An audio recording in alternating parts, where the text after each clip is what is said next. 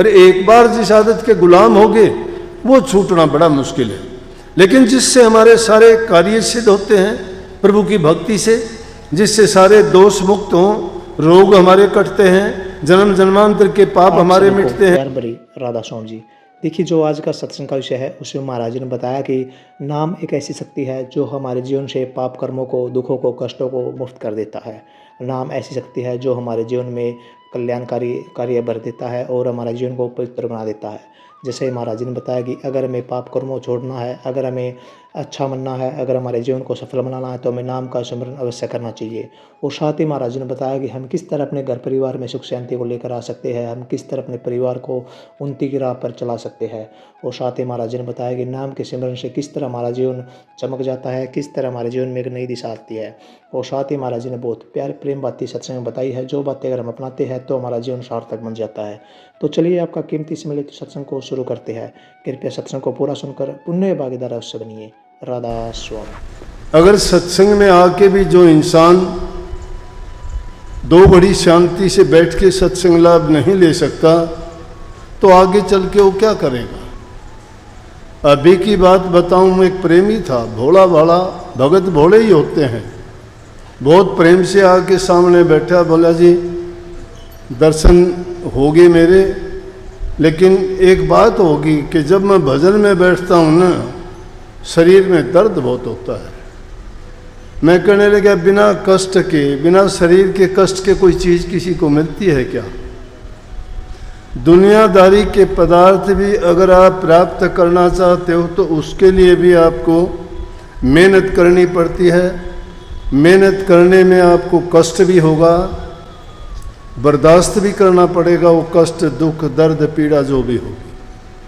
अब ये छोटी सी गर्मी क्या मायने रखती है। आपकी कोई सज़ा थोड़ी हुई है, क्या आपने कोई पाप जुल्म थोड़ा किया है, आपको किसी ने मजबूर करके थोड़ा बैठाया है यहाँ पे।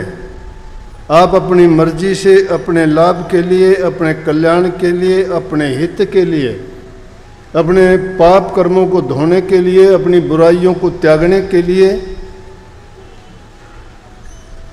यहाँ बैठे हो। आपका स्वयं का अनुशासन आपको बैठाए हुए है। और बल्कि मैं दूसरी जगह जब जाता हूँ या दूसरे देशों के लोग आके जब देखते हैं तो इस बात को देख के हैरान होते हैं, जहाँ कोई आपको निर्देश देने वाला नहीं है, ना कोई समझाने वाला, कहने वाला नहीं है। आके शांति से बैठकर इतनी संगत जब सत्संग सुनती है तो ये एक आश्चर्य की बात है। लेकिन वो उस बात को नहीं समझते कि वो आश्चर्य किस बात में छिपा है। क्योंकि जिस चीज़ को हम सत्संग से ग्रहण करना चाहते हैं वो बहुत बहुमूल्य चीज़ है।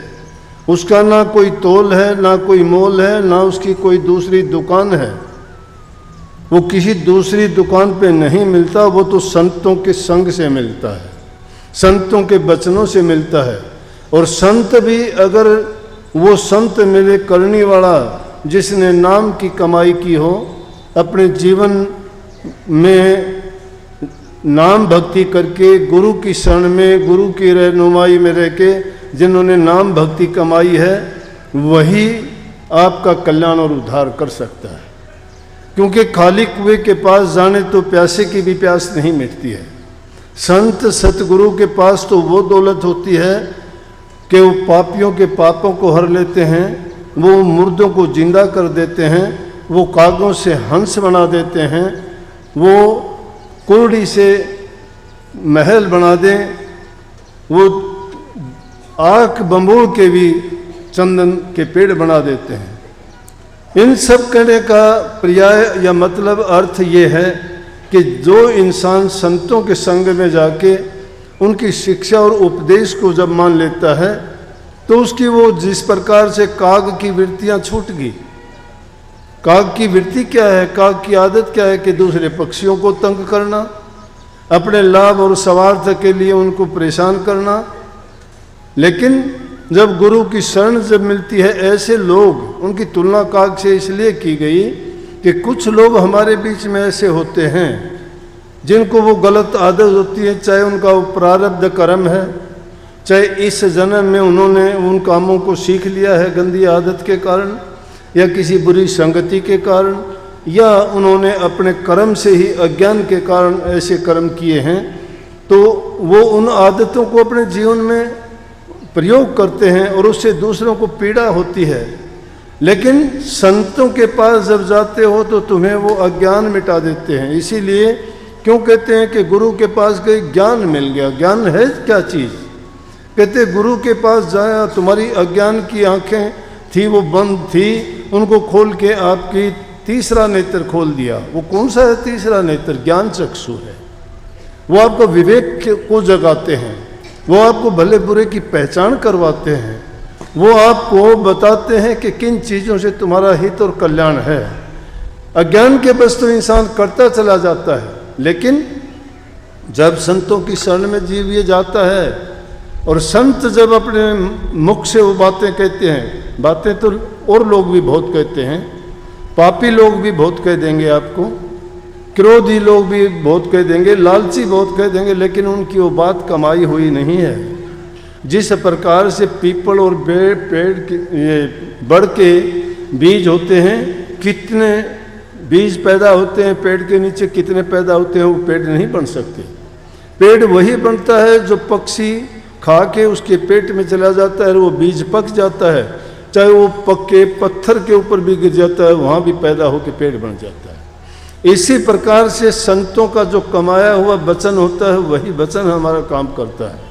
हाथ में लेने से कोई तीर चला दे तो उस तीर से कोई निशाना नहीं लगता, वो किसी को घायल नहीं करता।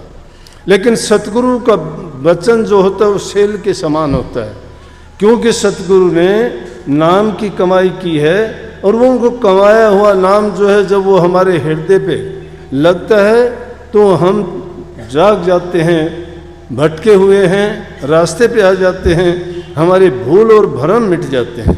ये सत्संग का असली लाभ है। इसके असली मायने यही हैं कि सत्संग में जो महापुरुषों ने कहा कि सत्संग के में जाए के और जिक्र चलावे और उस अपराधी जीव को और मोहे न पावे ठोट। ऐसे प्रेमी हो जाते हैं जिनको नाम से, सतगुरु से, भक्ति से, सत्संग से इतना प्रेम होता है कि उसके लिए इंतज़ार करते रहते हैं कि कब वो दिन आए। और इसमें कोई बड़ी अतिशोक्ति भी नहीं है। जिनको ये सच्ची लगन लग जाती है, क्योंकि दुनिया की जितनी चीज़ें हैं, दुनिया के जितने पदार्थ हैं, दुनिया के जितने भी रिश्ते नाते हैं, वो सब बनावटी हैं, सब टूटने वाले हैं, सब यहीं छूटने वाले हैं। किसी में उनमें हमें सुख नहीं, शांति नहीं, किसी से कोई लाभ नहीं है। वो थोड़ी देर के बाद में दुख में बदलने वाले हैं। शरीर को दुख होगा, कष्ट होगा, लेकिन आत्मिक शांति के लिए जो काम किया जाएगा वो लाभ तो सिर्फ सत्संग से, नाम से, गुरु की संगति से ही मिलेगा। इसलिए गुरु की महिमा गाई गई कि जे सो चंद्या उगम्या सूरज चढ़े हजार, ऐता चांदन होंदिया गुरु बिन घोर हंदिया। 100 चंदा उगम्या, अगर 100 चांद उग जाएं, हजारों सूरज चढ़ जाएं, लेकिन जब तक गुरु नहीं मिलता तब तक जो है अंधेरा ही अंधेरा, अंधकार ही अंधकार है। क्यों है कि ये चीज़ें हमें सूरज और चंद्रमा दुनिया की चीज़ें दिखा देती हैं, लेकिन जो नूर है, जो हमारा निज घर है, जो परमात्म शक्ति है, उसका जहूर वो नहीं दिखा सकते। वो तो सिर्फ गुरु में ही वो ताकत है कि वो हमें उस मंजिल तक पहुंचाएंगे, उनके दर्शन कराएंगे और उनके दर्शन मिलने से हमारे जन्म जन्मांतर के पाप और कर्म धुल जाते हैं। लेकिन हम इस चीज़ को भूल जाते हैं। हम तो दुनिया के जो चीज़ हाजिर में हमें नज़र आती है उसी को मानते हैं, जिन आँखों से देखते हैं उसी को मानते हैं, जिन चीज़ों को हम अपनी ज्ञान इंद्रियों और कर्मेंद्रियों के द्वारा उनकी पहचान बढ़ाते हैं या देखते परखते हैं, उन्हीं का हमें ज्ञान है। लेकिन जो चीज़ वास्तविक है उसको नहीं पहचान पाते। और उसको पहचानना क्या है? जब कभी एकांत में आप ये विचार भी करो कि दुनिया है क्या, ये कैसे चल रही है, तो इसमें कही थे ना कि आदमी अपने कर्म को बनाए, कर्म को जब करते हुए सोचे कि मैं जो कर्म करता हूँ उसका कर्म फल क्या होगा।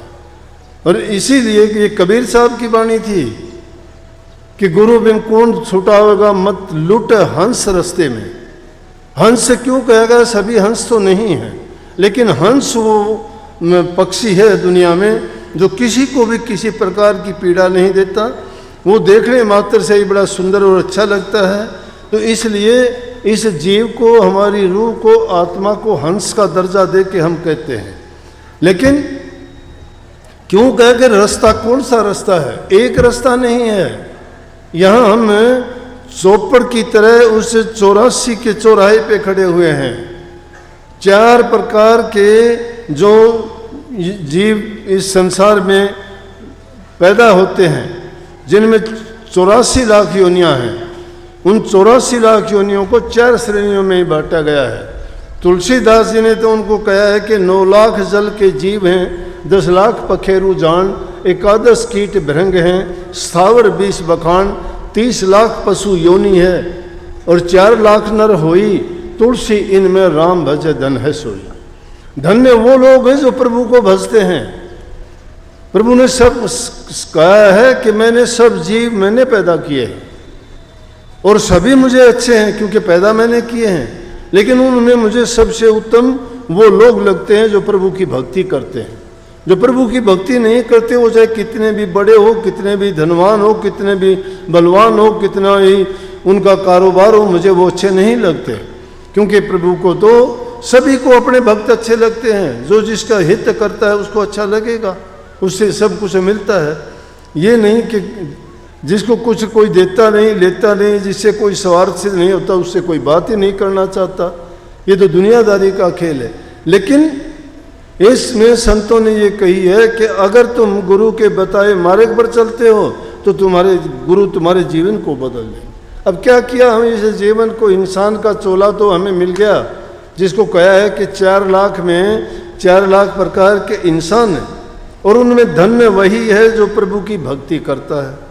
लेकिन हमने क्या किया? इस दुनिया में आके कोई शराब में, कोई कबाब में, कोई उल्टे सीधे कर्मों में ऐसे ऐसे कर्म करने सीख लिए जिनका कोई भी हमें ना बताने वाला ना सिखाने वाला, और वो कर्म करके हमने अपने जीवन को भी बर्बाद किया। और 84 लाख योनि में कितने जन्म हमें नरक भोगने पड़ेंगे, कितने नरकों के बाद में फिर कभी मौका मिले या ना मिले। ये तो कही है हमें बहुत अपने नेक कर्मों के कारण पिछले जन्मों में बड़ी अच्छी करनी की है, तब इंसान का चोला मिला है। ये इंसान का चोला देखते नहीं। रोजाना हम अपने पास से गुजरते, कोई लूला, कोई लंगड़ा, कोई अंधा, कोई बहरा, बेचारों को ये पता नहीं दुनिया है क्या, जिसको दिखाई नहीं देता। लेकिन वो किसी न किसी कारण से, अपने कर्म से, उन्होंने कोई ना कोई कर्म ऐसा किया जिनके कारण उनको ये भोग भोगने पड़ते हैं। तो इंसान अपना ही नुकसान खुद करता है इन चीज़ों में पड़ के। शराब पी के कितनी बर्बादी कर लेता है अपने आप ने ही, बच्चों को, पत्नी को, परिवार को, और सारी बुराइयां उसके कारण आती हैं। धन की बर्बादी, शरीर की बर्बादी, उसकी दुनिया में उसको बुरी नज़र से लोग देखते हैं, नफरत करते हैं, कोई प्यार नहीं करता, किसी को अच्छा नहीं लगता, झगड़ा वो करवाता है, झूठा वो बन जाता है, कपटी वो बन जाता है। कितनी सारी की सारी ये दोष एक चीज़ के कारण इंसान में लग जाते हैं। लेकिन फिर भी हम क्या करते हैं?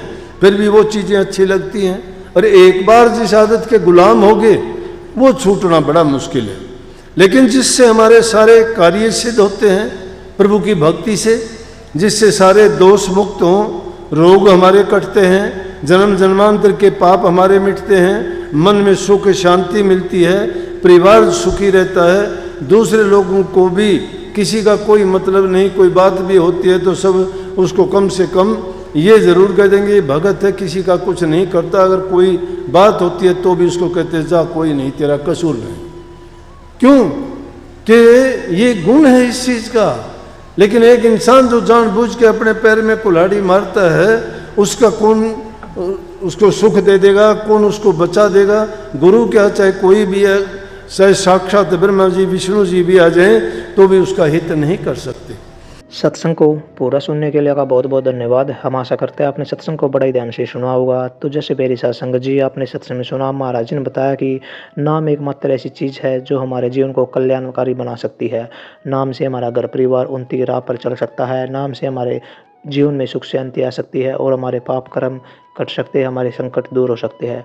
जैसे महाराज जी ने बताया कि जो इंसान अच्छे कर्म करता है, जो इंसान दूसरों का भला करता है, दूसरों के लिए अच्छे कार्य करता है, दूसरों के अच्छे काम करता है, वह व्यक्ति अपने जीवन में सबसे अलग दिशा को प्राप्त करता है। वह व्यक्ति अपने परिवार में सुख शांति को प्राप्त करता है और अपने जीवन में भी। और साथ ही जैसे महाराज जी ने बताया, कभी भी किसी का बुरा मत करो, जितना भी हो उसके अच्छा करो, अच्छे कार्य करो, ताकि लोग आपको अच्छा ही कहे। अगर आप एक सच्चे सत्संगी हो, आप हमेशा नाम का सुमिरन करते हो, तो अगर आपसे गलती भी हो जाएगी तो भी लोग आपको माफ़ कर देंगे। लेकिन अगर आप सत्संगी नहीं हो तो लोग आपको कभी माफ़ नहीं कर सकेंगे। और साथ ही जैसे महाराज जी ने बताया कि दूसरों का भला करते हैं तो हमारा जीवन भी खुद भलाई के रूप में आगे बढ़ जाता है।